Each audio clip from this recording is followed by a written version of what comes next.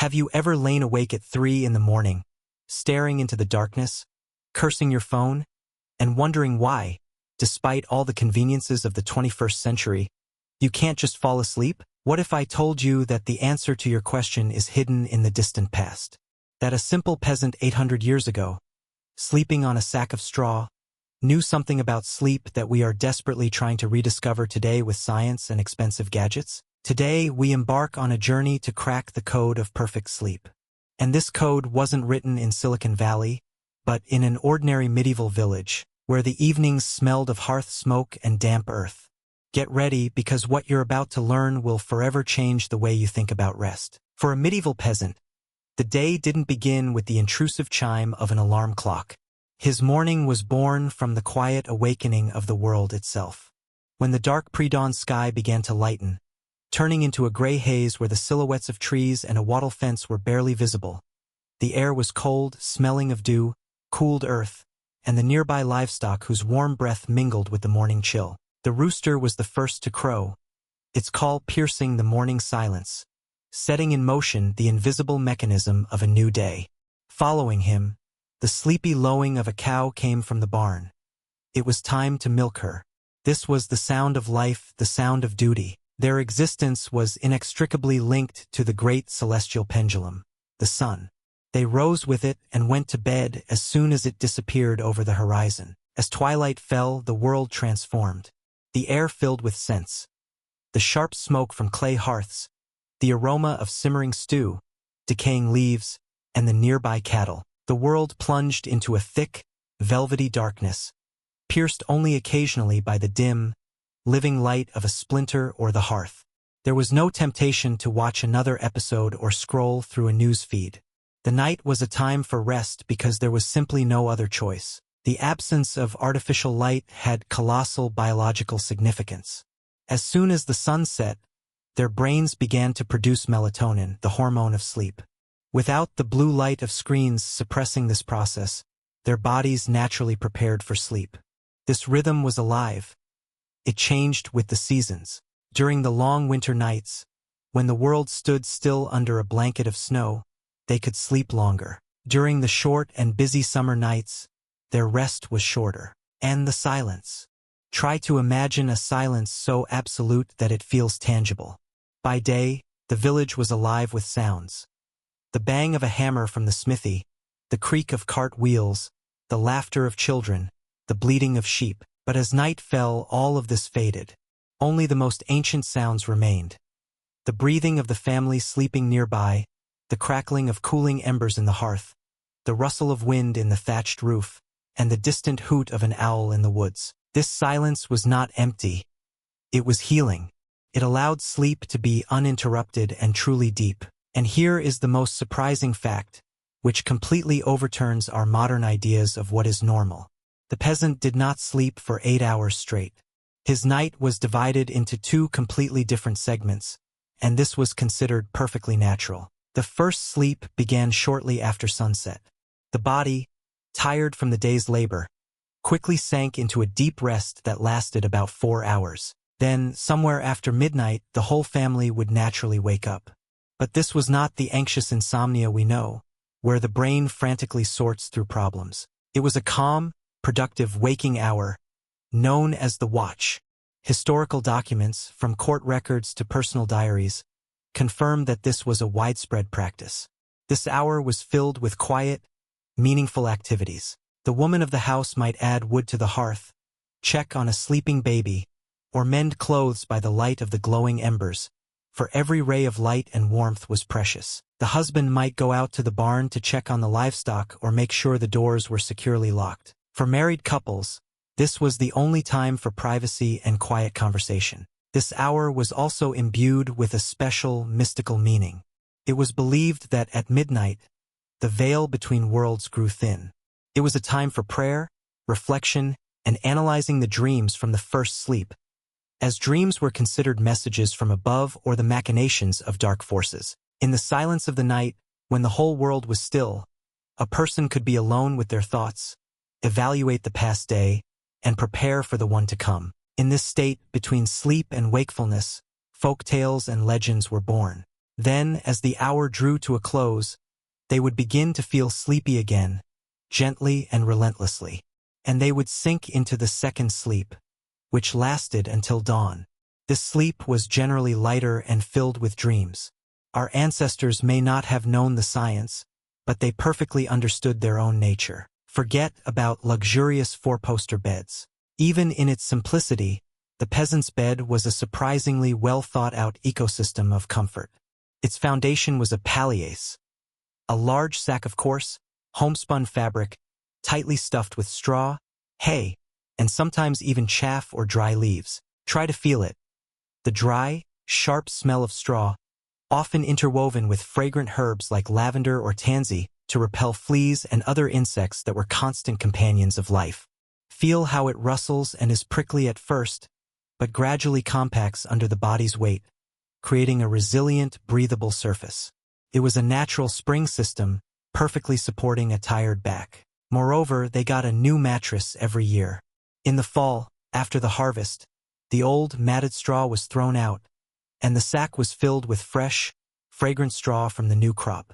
This was an important ritual, symbolizing renewal and cleanliness. Families usually slept together on a wide platform or directly on the floor.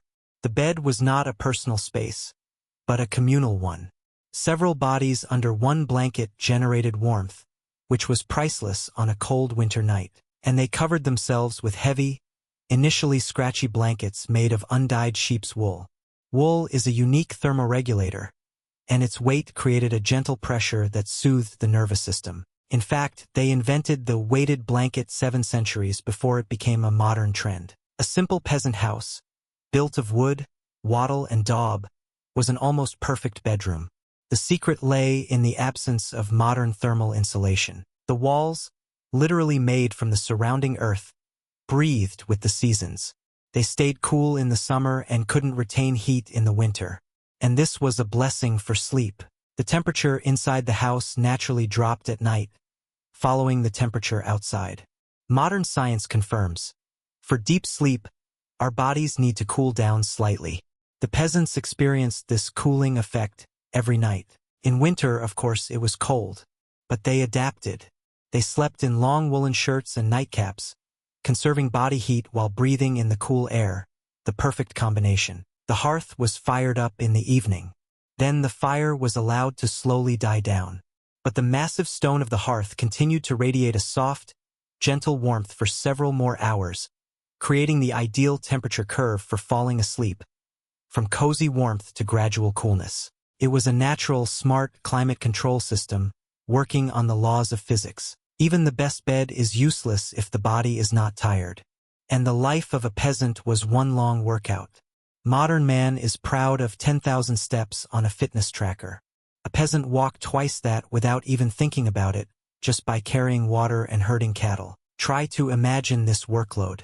To plow a field, one had to walk for hours behind a heavy wooden plow pulled by oxen, and sometimes by the whole family, straining every muscle. To provide the family with bread, one first had to manually reap the harvest with a sickle, then thresh it with flails, and finally, grind the grain into flour with heavy stone querns.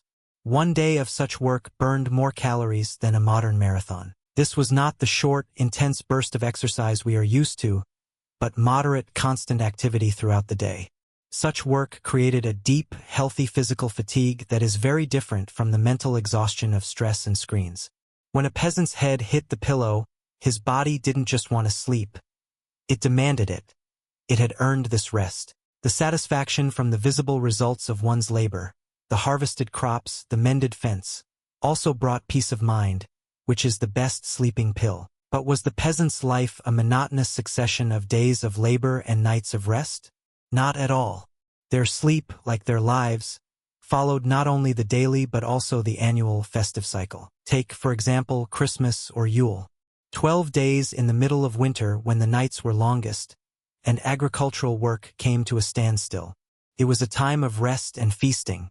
People stayed up late, gathering by the hearth, eating meat preserved from the autumn, drinking ale, telling old stories, and singing songs.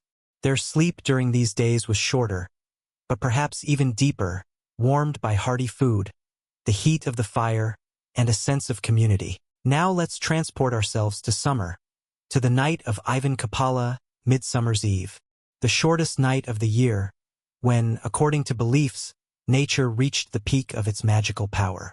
It was not customary to sleep on this night. Young people and adults lit bonfires, jumped over them, danced in circles, and searched for the mythical fern flower. They greeted the dawn, full of energy and faith in miracles. Their flexible schedule allowed them to sacrifice sleep for important cultural events, only to return to their usual rhythm the next day. Their sleep was not a tyrant, but a faithful servant to their way of life. However, one should not idealize the medieval night. It was not only a time of peace but also a time of danger. The darkness concealed not only tranquility but also threats, and the peasant's sleep was never completely carefree. The main fear was fire. A house built of wood and straw could burst into flames from a single spark flying from the hearth. The night watch during biphasic sleep was not only a time for reflection but also a literal check, to see if the embers were smoldering, if everything was in order. Beyond the thin walls, wolves howled.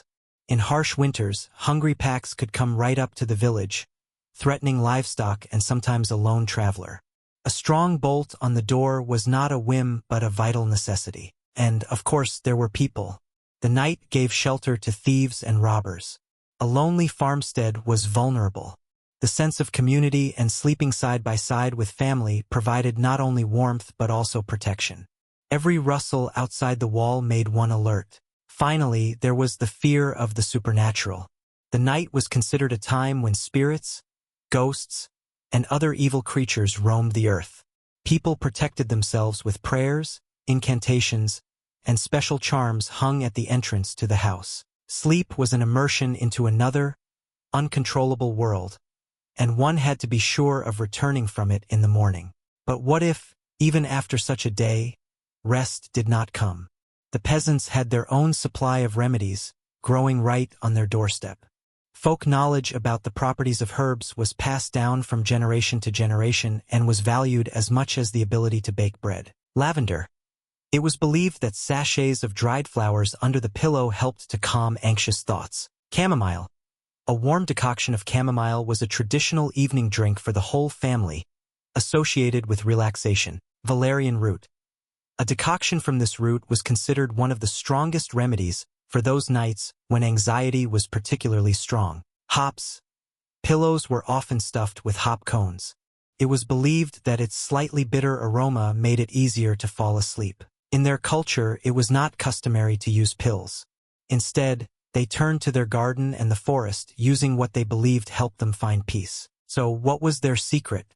Simplicity, harmony with the rhythms of nature, a deep understanding of their own body's needs. They did not try to optimize or hack their sleep. They simply lived in such a way that good sleep was the natural and well-deserved end to each day. They possessed a lost language, the language of their body and the world around them.